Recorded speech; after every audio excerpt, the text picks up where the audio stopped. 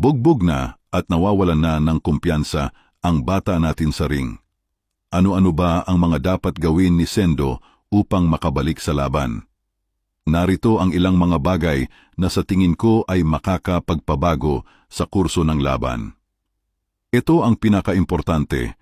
Kailangan ni Sendo malaman na may problema o may iniinda si Ricardo sa kanyang kanang braso dahil ito ang sigurado kung makakapagpabalik ng kanyang kumpiyansa sa laban. Kailangang malaman ni Sendo na may saysay ang kanyang mga suntok kahit hindi ito nakakatama kay Ricardo. Pagpapakita na hindi immortal ang kanyang katunggali at naaapektuhan pa rin siya gaya ng isang normal na tao. Nakakapagtaka rin na wala pang nakapansin nito sa panig nila Sendo, maski sina Takamura o di kaya si Ippo na matalas sa detalye ay hindi pa ito napansin. Nung nag-break bago mag-round 3 ay tinatapalan nila ito ng yelo na bihira nilang gawin kada laban. Pangalawa, kung maibalik man ang kumpiyansa ni Sendo, mayroon ba siyang suntok na makakapagpatama kay Ricardo? Napakalakas ni Ricardo laban sa mga boksingerong may mataas na technical skills or ang tinatawag nating textbook boxing. Dahil sa napakalaking experience niya sa world stage, malalim ang pangunawa niya sa tamang teknik, pagbato at pag-execute ng mga ito. Kailangan niyang maging unorthodox, maging taliwas sa karaniwang galaw sa boxing gaya ng ginawa ni Warlley sa laban nila. Ang mga simpleng looping punches at smash ni Sendo ay walang pag-asang tumama sa normal na sitwasyon. Pero meron isang suntok si Sendo na sa tingin ko ang may pinakamataas na tsansang makatama bukod sa anti-Ricardo strategy. Ito ang clenched fist.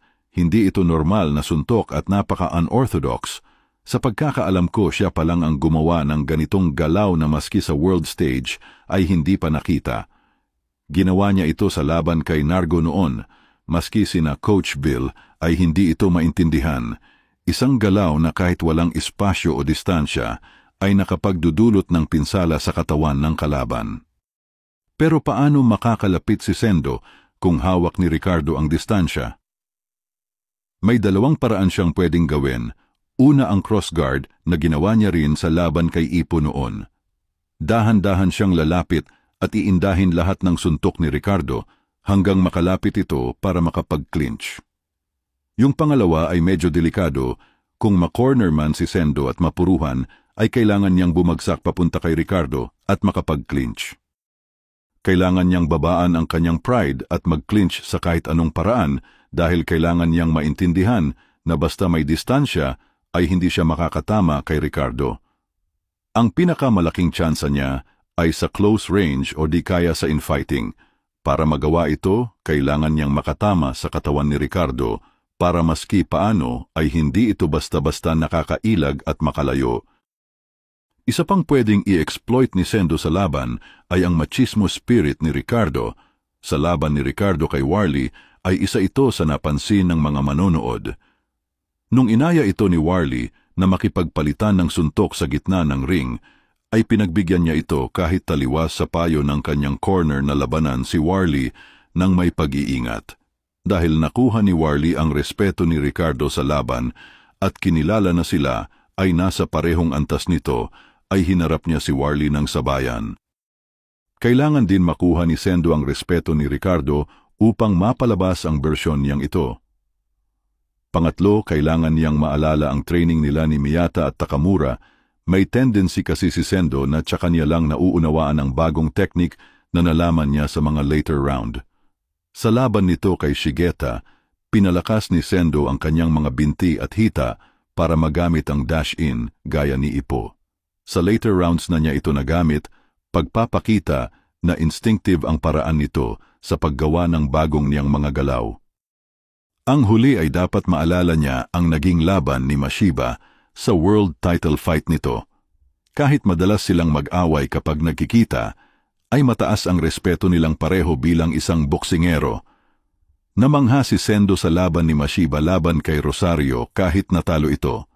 At nasa panig siya ni Mashiba noong pinagsasalitaan ng masama ni Sawamura si Mashiba dahil sa mga kadayaang ginawa niya dati. Doon, handang mamatay si Mashiba sa laban niya kontra Rosario at isang suntok na lang ang kanyang kailangan para maging world champion. Pero sa huli, may mga bagay-bagay na hindi kayang makontrol ng tao gaya ng mga aksidente sa loob ng ring. Tumumba na lang si Mashiba at di kinaya ng katawan niya ang laban dahil sa mga bugbog galing sa pandaraya at mga aksidente gaya ng pagbuhol ng mga paa nila at pagbagsak sa masilang bahagi ng leeg, pero nagpatuloy pa rin ito.